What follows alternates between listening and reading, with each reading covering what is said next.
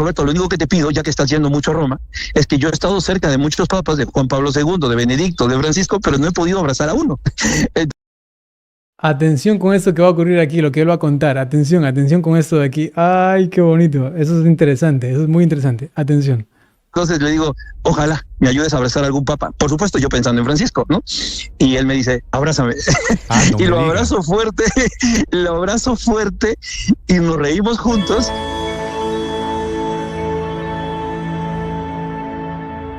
Le van a entrevistar al mejor amigo del Papa. Al mejor amigo del Papa. Atención. Atención. Esto me llamó también mucho la atención. Escuchen esto, me pareció muy interesante, muy interesante. De Robert Prevost, que fue como se conocieron. Robert y César. Señor Piscoya, buenos días. Muy buenos días, muchas gracias por los saludos. Y pues aquí, para poder compartir con ustedes el testimonio de ese gran hombre que ustedes también hoy están hablando ya. Tan cercano, tan fraterno, pues sí, tan amigo. Y amigos por el mismo carisma. Creo que eso nos vincula y eso nos ha permitido seguir hasta hace 15 días comunicados, Don porque César, pues nos comunicábamos por WhatsApp. Hago primero una aclaración. Usted no es cura, usted no es sacerdote, ¿verdad? No. Yo soy laico, padre de familia de 5 hijos. Vale, pero usted es teólogo. Sí, tengo formación teológica con especialidad en espiritualidad y pastoral, con un doctorado en sociología. Y todo eso gracias a Roberto. Él fue el que me impulsó a seguir los estudios. A ver, primero que todo, usted es de los pocos que le dice Roberto. Toda la vida. Y le he escrito ayer que lo saludé nuevamente Roberto. Es decir, lo conozco desde el 96 y fue siempre desde el primer momento que lo conocí mi amigo y no dejó de serlo aún cuando lo hicieron cardenal. Sí. Usted le dice a él Roberto, ¿y por qué no le dice Robert? Bueno, primero porque llegó como misionero y él se presentaba como Roberto, ¿no? Y se nos quedó eso desde el primer momento. Él muy flaco, muy bajito, tiene más rasgos españoles que americanos, así que pegó muy rápido a Piura cuando él llegó de misión en Chulucanas. Entonces para nosotros fue Padre Roberto, ese era el término que usábamos. Él cuando se presentaba decía mucho gusto Roberto. Soy Roberto, correcto. Él se presentaba como Roberto. Sí, y esto fue un gesto desde el primer momento que lo conocimos. Vale, ¿y usted lo conoce por qué razón? Buena pregunta. Yo, dentro de ese camino de fe que tengo, en mis 21 años decido acompañar la vida religiosa como agustino. Entonces, él fue quien llegó a casa a recogerme, porque yo ya había tomado la decisión de ser parte de esta comunidad, y él me recoge, llega a casa a recogerme. Mantuvo un poco las lágrimas de mi madre, la desesperación de mi padre, y la alegría y el entusiasmo que yo tenía por irme. Ahí fue donde lo conocí. Pero usted, no entiendo. Él lo lleva al seminario. Pero perdóneme una cosa, usted me acaba de decir, usted es laico, pero usted pasó por el seminario. Así es, estuve con los agustinos 10 años. ¿Y se retiró? Por una situación más de salud tuve que retirarme, pero me retiré. ¿Y alcanzó a ordenarse como sacerdote usted? No. Yo llegué a ser fraile agustino, pero no llegué a ser sacerdote. A propósito, cuénteme, porque me dicen desde Perú que los agustinos son muy fuertes en Perú, que hay una gran presencia de la orden de los agustinos en Perú. En Perú tenemos 3 grandes provincias y una cuarta que es peruana. Por ejemplo, la de Monseñor Roberto es la provincia de Chicago, pero también junto con la provincia de Chicago llegó la provincia de Vilanova. Y estas 2 provincias norteamericanas hacen su misión en Chulucanas, en Piura. Entonces es allí donde ellos hacen una experiencia con la iglesia y con el pueblo de la zona del lugar. Okay. Hay otra que es la italiana, que llegó a Purimat, y una tercera, la española, que llega a Iquitos. Aparte de eso está la provincia peruana propiamente, que está en Lima y en Chiclayo. ¿Sí? Entonces esa es la realidad de los agustinos allá en el Perú. Okay. ¿En qué año llegó el Papa a Perú, don César? Cuando Monseñor Roberto llega, si no me estoy equivocando, es en 1986-87. No tengo el dato exacto, pero es en esas fechas que él llega luego de haber estudiado en Roma. Ya les confirmo este dato. Voy a consultarlo aquí mientras seguimos escuchando. Derecho canónico. Y él llega a la misión. Entonces él acontece en ese tiempo en el Perú. Pero él tenía incluso, don César, no sé si el padre Roberto, hoy Papa León XIV, le contó esa historia de cómo había sido esa relación cercana incluso desde seminarista con Perú, porque ya varios de los sacerdotes agustinos de Chicago habían estado en Chulucanas en misión, y él ya tenía una aproximación inicial a Perú antes de llegar directamente al país. Cuando los agustinos, tanto de Vilanova como de Chicago, llegan al Perú... Confirmamos, en 1985 llega a Perú. Como misionero agustino, fue enviado a la ciudad de Chulucanas, en la región de Piura, donde inició su labor pastoral en comunidades rurales del norte del país. Ahí está. ¿Seguimos? llegan con distintos hermanos y frailes sacerdotes, ¿sí? Dentro de esas experiencias previas, de seguro Monseñor Roberto u otros agustinos pudieron estar presentes. Particularmente conozco su historia y la experiencia con él a partir de la fecha que él llega ya como misionero después de haber concluido sus estudios en Roma. Pero de allí para adelante... Usted sabe, me imagino, alguna vez lo habló con él, ¿quién lo llevó a él a Perú? ¿Quién? Perdón, no escuché. ¿Quién lo lleva? ¿Quién llevó a Roberto a Perú? De lo poco que yo conozco, ese antecedente previo, estuvo ya Monseñor Magnaf allí en ese entonces. Él era muy cercano a él. Tanto Monseñor Magnaf como Magnif, ambos agustinos, son los que nos los presentan cuando él llega a Piura, ¿no? A Chulucanas. Si es una invitación directa de él, eso sí no lo conocía. Eso no lo conocía. Es por eso un poquito que le comparto desde dónde, ¿no? ¿Por qué? Evidentemente él como agustino, pues es enviado por su orden, ¿no? El ahora Papa fue enviado al Perú en 1985 por la Orden de San Agustín, evidentemente, específicamente por la provincia agustiniana de Nuestra Señora del Buen Consejo, con sede en Chicago. En ese momento, el seminarista, entiendo, Prevost, era un joven, ya sacerdote. En ese tiempo ya era un sacerdote agustino que, mientras preparaba su tesis doctoral de Derecho Canónico, fue asignado a la misión agustiniana en Chulucanas, en la región de Piura, al norte del Perú. Sí, eso. ¿Qué el Papa o por qué el sacerdote Robert Prevost o por qué su amigo Roberto, por qué se hizo agustino? ¿Por qué termina él de sacerdote misionero? Él entra muy pequeño, él entra al preseminario de los agustinos a los 14 años. Él hace una experiencia desde muy joven. Luego de eso, él hace sus estudios en la universidad, ¿no? Él concluye matemática como tal. Y luego de esa experiencia se involucra dentro de la comunidad. Entonces la cercanía con los frailes agustinos fue desde muy joven, desde muy adolescente, por 14, 13 años, ¿no? Yo creo que eso le inspira, y también lo que para nosotros es un llamado, pero desde ese carisma, porque él es una persona muy alegre, muy cercana, sí, una persona que va y comparte un poco la alegría, el entusiasmo de su vida. Yo creo que lo ser agustino estaba en su vida, en lo que él era, ¿no? Yo pienso que por eso. Y por supuesto por las influencias que desde muy pequeño tiene de los frailes allí en donde él se encuentra. Claro. Sí, señor Piscoya, ¿cuándo fue la última vez que usted abrazó o conversó íntimamente, producto de esa amistad, a su amigo Roberto? ¿Cómo fue ese último encuentro? ¿De qué hablaron?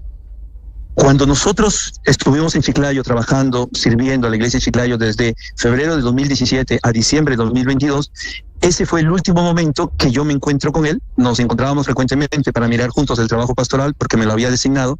Particularmente es una característica de este nuevo Papa nuestro, León XIV, la confianza total al laicado. Entonces él me pone como responsable de la animación pastoral en la diócesis de Chiclayo y yo llego a visitarle preocupado porque tenía como muchos viajes frecuentes a Roma. Y yo le digo, Roberto, creo que te estás yendo mucho a Roma. Cuidado que te quedes por allí, le digo yo, ¿no? Y él se ríe. Pero entonces yo le digo... ¿Ya era cardenal cuando usted le dice eso? No, todavía. Porque a él le invitaron para abril del 2023 para asumir la prefectura del dicasterio, como prefecto del dicasterio, sí, ¿no? Y a él lo hacen cardenal en septiembre del 2023, donde yo estoy también allí en ese momento, en esa celebración. Pero en noviembre, diciembre del 2022, cuando nos encontramos a finales, yo conocía por el trabajo que hacíamos que estaba constantemente, por las tareas que le había asignado el Santo Padre, viajando a Roma. Ustedes conocen preocupaciones que se le habían designado a él allí en Perú. Entonces, en ese encuentro yo le digo, Roberto, lo único que te pido, ya que estás yendo mucho a Roma, es que yo he estado cerca de muchos papas, de Juan Pablo II, de Benedicto, de Francisco, pero no he podido abrazar a uno. Atención con esto que va a ocurrir aquí, lo que él va a contar. Atención con esto de aquí. Ay, qué bonito. Eso es interesante, eso es muy interesante. Atención. Entonces le digo, ojalá me ayudes a abrazar a algún papa. Por supuesto, yo pensando en Francisco, ¿no? Y él me dice, abrázame. Y lo abrazo fuerte y nos reímos juntos. Y le digo, pero bueno, no te olvides que quiero abrazar a un papa, le dije yo así, ¿no? Y ahí terminó ese encuentro presencial con él, ¿no? Entienden, ¿verdad? Entienden. Él le dijo de broma, o sea, le hizo el gesto de broma, le dijo, bueno, abrázame. Si quieres abrazar a un papa, abrázame. En ese entonces él era sencillamente obispo, ¿no? Le dice, ven, abrázame. Y ya, entienden, ustedes entienden. Bueno, no te olvides que quiero abrazar a un papa, le dije yo así, ¿no? Y ahí terminó ese encuentro presencial con él, ¿no? Yo podría suponer, usted le dice quiero abrazar a un papa y él le dice abrázame. Yo podría suponer que íntimamente él abrigaba o veía o consideraba esa posibilidad de que él fuera papa. No, nuestros espacios y nuestros encuentros siempre eran espacios muy informales, de mucho jolgorio, risa, broma, y entonces yo en ese momento lo vi como una broma, ¿sí? Y él, tanto que cuando nos abrazamos nos reímos los dos, y le volví a decir, pero no te olvides que quiero... Los colombianos decimos, estaba mamando gallo. Exacto. O sea, supuestamente el amigo dice, estaba bromeando, ¿no? Estaba bromeando. Y pues, seguramente también él estaba bromeando. Pero a veces Dios se manifiesta así, ¿no? En medio de la broma y todo. O quizá él interiormente tenía algún presentimiento, ¿no? No sabemos, pero bonito el gesto, ¿no? ¿Quieres abrazar a un papa? Abrázame, ¿no? Aunque haya sido de broma, pero a la final, miren, ahí también hay rastros. O sea, era tan impensable que él dijo, abrázame. Definitivamente. ¿Qué aspiraciones tenía Roberto, el Papa León XIV, antes de llegar a ser cardenal? Ninguna. Yo recuerdo los años de pandemia, recuerdo post pandemia, los momentos que nos encontrábamos para todo el trabajo pastoral, y yo era el que estaba. Yo siempre decía, Roberto, mucho viaje a Roma, cuídate, te van a sacar de aquí de la diócesis. Y como él me había invitado a trabajar, yo le dije, ¿y qué voy a hacer yo aquí ahora que tú te vas? Le digo, no, Roberto, no viajes mucho.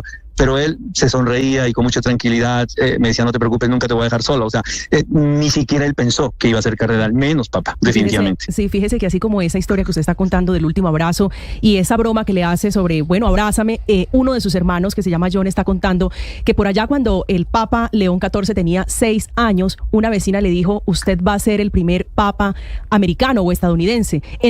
¿Habían escuchado eso también? De una señora que le había dicho al Papa eso, que iba a ser el Papa. O mejor dicho, cuando el Papa era niño le dijo la señora que él iba a ser Papa estadounidense. ¿Sabían eso? La vecina profeta de Dios.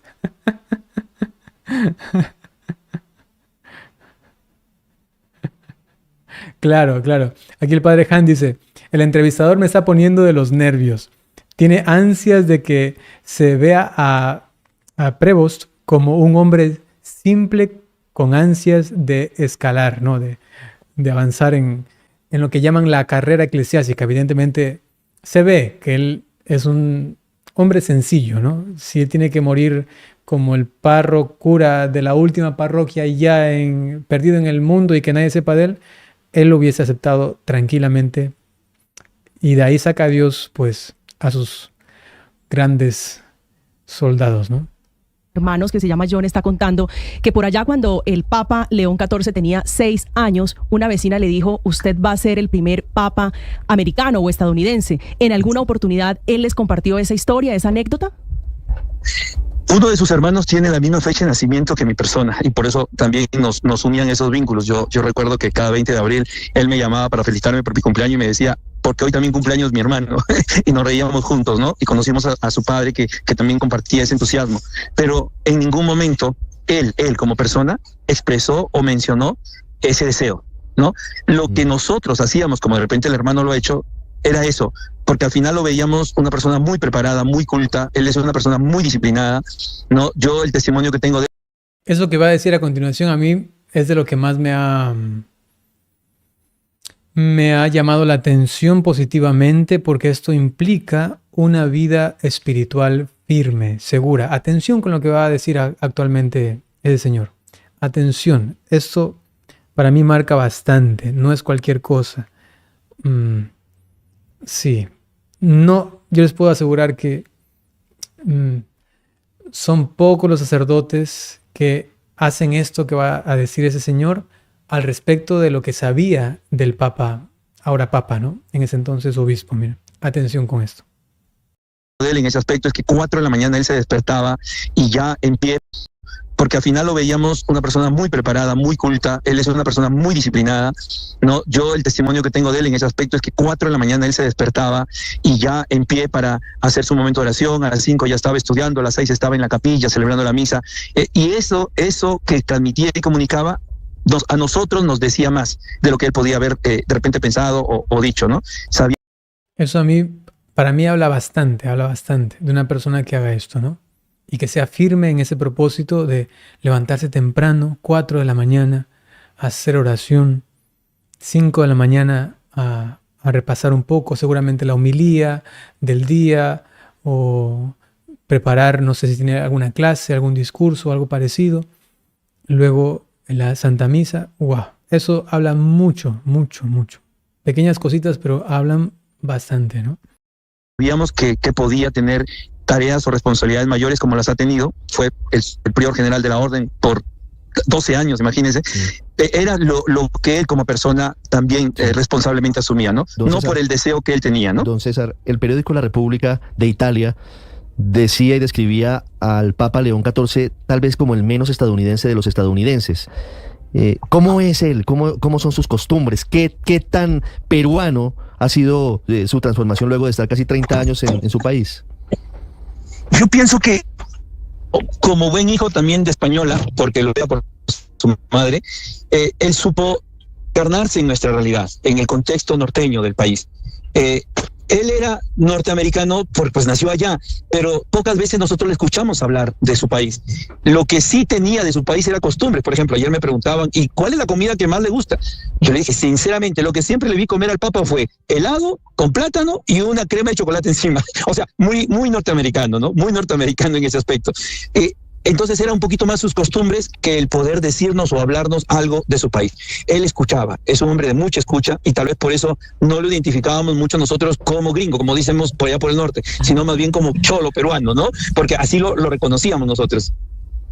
Oiga, don César, que yo quisiera, habla usted con una chilena por aquí, vecina, y que amo la comida peruana, así que quería preguntarle, ya que hablaba de lo que le gustaba comer al Papa allí en Perú, quiero saber de esa comida peruana, de cuál disfrutaba, el seco de cordero, Esto que va a decir a continuación también es muy diciente. Yo he escuchado esto de los santos, de por ahí alguna bibliografía que he leído, que no quiero decir que el Papa ya sea santo o algo parecido, pero es un pequeño detalle, que por ejemplo,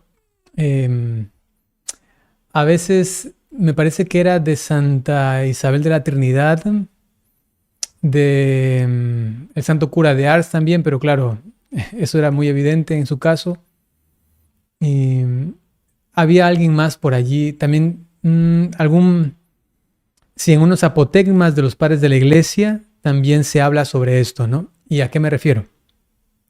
A que sus más cercanos, los que estaban a su alrededor, ni sabían qué es lo que realmente le gustaba comer.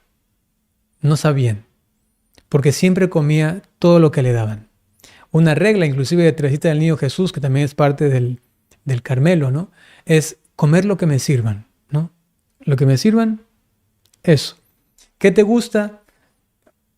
Vamos a ver lo que dice el Papa. el lobo saltado, ¿le gustaba el pisco sour, por ejemplo?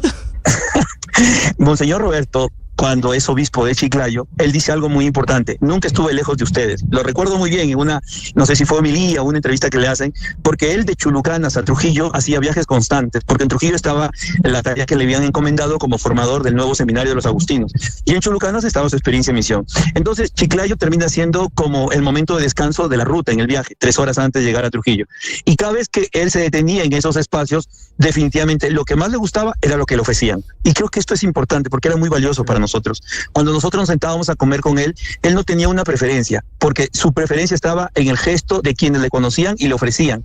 Particularmente a mí no me gusta el locro de zapallo. Él lo comía, y no sé si le gustaba o no, pero él lo comía con mucho gusto. O le ponían un plato de ceviche. Él se comía todo, aun cuando sabíamos que no le gustaba mucho tal o cual cosa. O sea, yo creo que una preferencia como tal no la tenía, porque la preferencia estaba en la acogida que tenía por el gesto de ese plato que se le brindaba, ¿no? Sí, esa es una bella frase, que él prefería lo que le ofrecían. Don Eso también son pequeños detalles, ¿no? Pero bueno, eso habla de su humildad, su sencillez. Es muy, muy bonito ver un papa misionero, ¿no? El padre Han dice: a mí lo único que no me gusta es quedarme con hambre.